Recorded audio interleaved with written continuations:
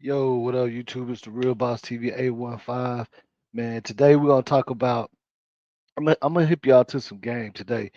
We're gonna talk about the real reason why Kendrick Johnson's organs was missing.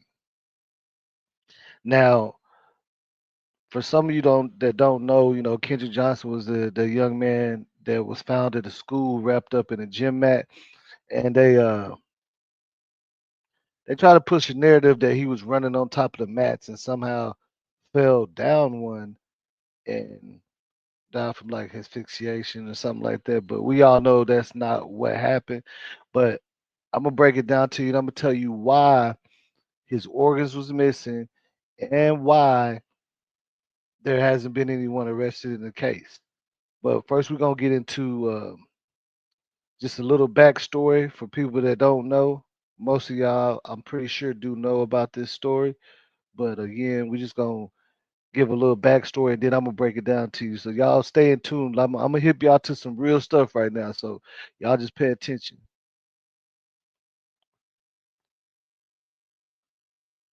Teenage boy walking through this school gym. He's captured here on surveillance camera, then disappears until Come to Lounge High School now. There's a dead body out here. 17-year-old Kendrick Johnson was found upside down in a rolled gym mat last January. Investigators say he was reaching for a shoe, got stuck, and died. And I also want to point out that that's literally impossible. People have tried to demonstrate it to see if you could fall down there. It's as you can see that it's not possible. The shoulders is too wide for you to fall down there. We have found nothing to indicate this was anything other than just a tragic accident. You could tell he was beaten. Kendrick's parents believe the story about the shoe is a cover-up, and they question why sheriff's investigators either did not collect or test potential evidence from the scene. Got some questions about the Kendrick Johnson case. I'm not going to discuss that with you Why not, sir? because our case is closed. Huh. Kendrick's body was exhumed. His parents paid for an independent autopsy, and the pathologist found evidence of apparent non-accidental blunt force trauma to the neck. But it's also what the pathologist did not find that shocked the family. Organs, the heart, lungs, liver, etc., were not with the body. What was in the place of the organs? Newspaper. After months of protest, See, as you see, they did all that. They replaced the organs with newspaper. But again, just stay calm. I'm finna tell y'all exactly why this happened. and demands for answers an announcement by the U.S. Department of Justice.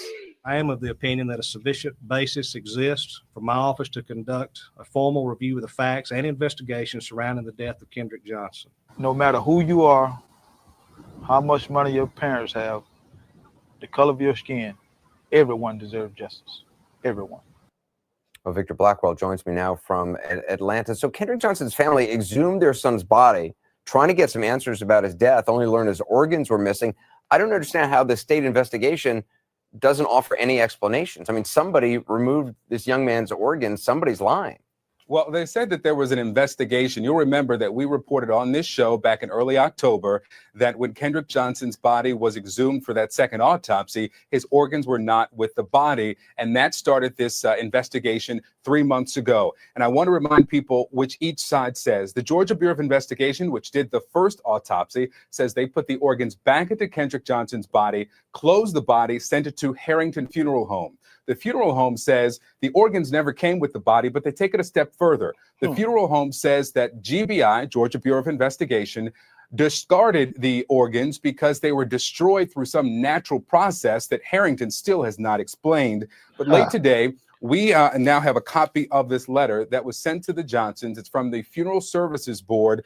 Only CNN has it. And I want to read just the line in the conclusion here. The board has exhausted all available investigative avenues at its disposal, and no determination could be made whether the organs were transferred to the funeral establishment with the body. Right. So you understand what that means. They they lied. They I guess the right hand didn't tell the left hand what was going on. They didn't expect for this to happen. They probably didn't expect for the body to get dug up again. There was this 3-month investigation, which by law is secret and behind closed doors. They just, at the end of the investigation, come out with what the decision is. And in this case, no action. Well, I mean, the body was also stuffed with newspaper. So, I mean, again, somebody's lying. Either somebody who did the original autopsy didn't include the organs in the body, or there's someone at the funeral home did something with the organs and stuffed it with newspaper. I mean, somebody's not telling the truth. Well, the funeral home here has never denied stuffing the body with newspaper, although we spoke with leaders of the industry at Mortuary Sciences, and they say either it's something they've never heard of or it's something that's not in line with standard practices. Now, the manager and the owner. Okay, so with that being said, we're going to get straight to it. So you see how there was conflicting stories, but one thing we know that the funeral home ain't lying because they admitted that they stuffed it with newspaper because it wasn't any organs in there, right? So who had to take the organs? Now, that's why I'm gonna go ahead and tell you why the organs was missing. And if you think about it, it makes sense in a lot of these cases because it's it's always if you know somebody in a high place and the way that they even spent the narrative, who told them to, who came up, nobody's seen him running on mats. So how did that even get into play? Somebody was told, somebody was coerced to say that, right?